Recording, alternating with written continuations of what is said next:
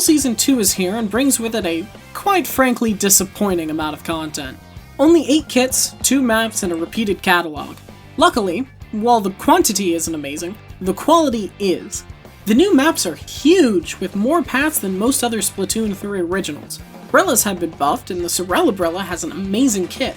And the 2 new weapons, Dread Ringer and Heavy Edit, are really interesting.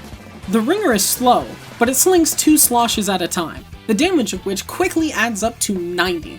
With a little bit of chip damage from your team, that can easily make for a quick kill. Though, even with that, it'll probably be niche. The Heavy Edit, though...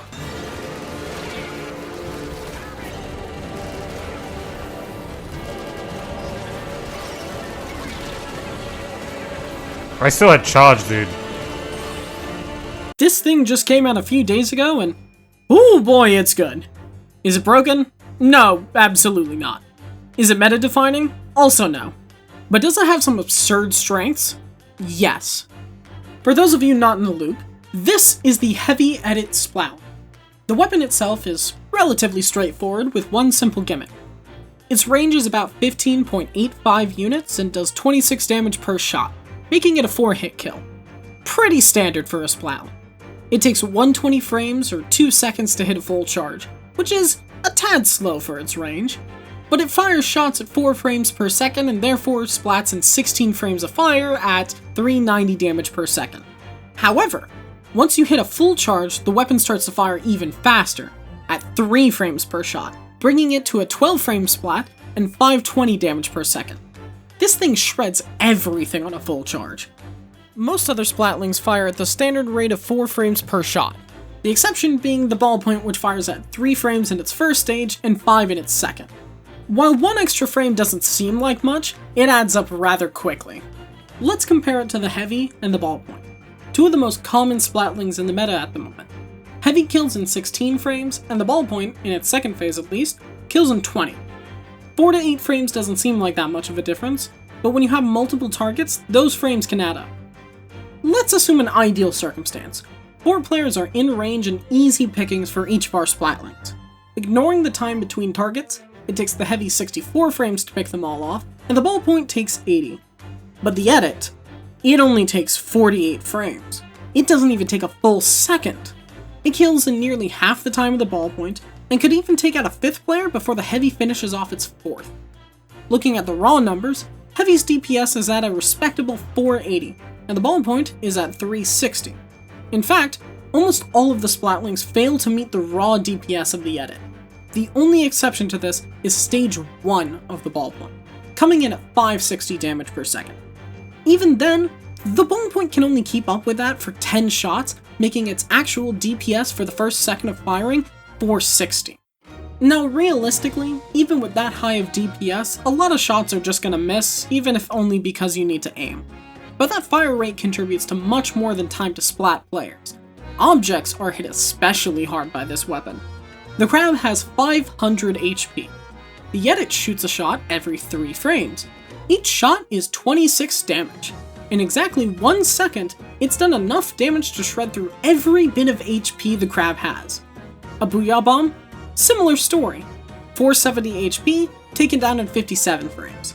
Even the Rainmaker shield, with its enormous 1000 HP, is taken down in only 117 frames. Compared to other weapons, that's frankly absurd. Splash, for example, takes 90 frames for Crab, 120 for Booyah, and 180 for the Rainmaker shield. Even compared to the Heavy, a weapon more similar to Edit, it's 68 for a Crab, 108 for Booyah, and 136 for the Rainmaker shield. With Booyah especially, the Edit does so much damage so quickly that it completely blows the other weapons out of the water. And this is before Object Shredder. Those numbers are absurdly small. Even the Rainmaker shield can be taken down in less than 2 seconds solo. And the kit isn't anything to scoff at either. Curling Bomb takes up the sub slot and it's honestly not bad. Historically, Splatlings have never been picky about their sub, and Curling Bomb does the job just fine. It greatly helps with mobility, especially given the slow charge time of the Edit. But of course, they couldn't just give it a good kit, they had to give it a great one. Tacticooler, why not? Might as well give it a meta-defining special with 190p equal to that of the NZAP 85.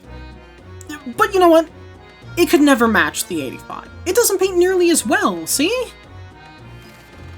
Except that, in optimal conditions, without any special charge up, it takes less than 2 full chargers to fill your special. It takes 5 seconds to fully charge and fire your main shot, meaning you can charge in less than 10 seconds.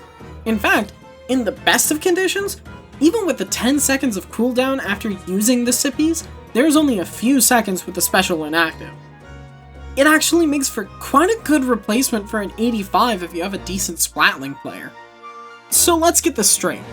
This thing has high damage against players, really high damage against objects. It also has an incredible special and the means to paint for it quickly. Why isn't this thing already being played all over the place? Well, let's try to be realistic here. What are its downsides? Well, to properly put that in perspective, we're gonna have to do a bit of comparison. I'd say in terms of raw stats, the closest weapon would have to be the Heavy. Yet, Heavy already has some clear advantages over the Edit.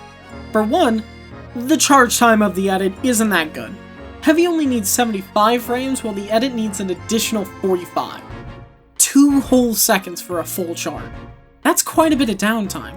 And it's not completely defenseless during that charge, but to really get the most out of it, 2 seconds of downtime is a lot to ask in a game this fast.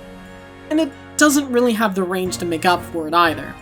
Its range is likewise lesser than that of the Heavy by about 3 units, sitting at 15.85 units compared to the Heavy's 18.78.